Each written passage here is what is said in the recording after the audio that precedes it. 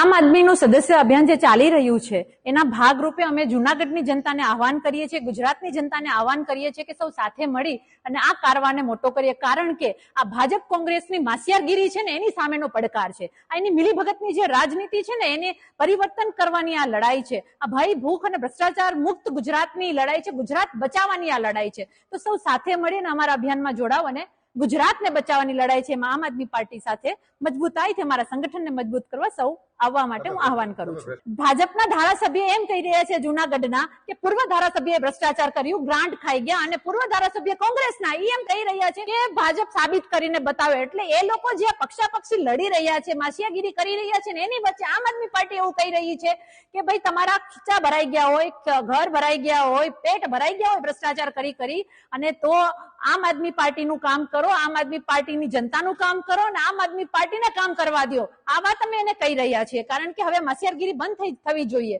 અને જે જનતાના પૈસા છે જનતાને ફાયદો થવો જોઈએ. એટલા માટે આમ આદમી પાર્ટી કહી રહી છે કે અમને કામ કરવા દો, તમે ઘરે બેસી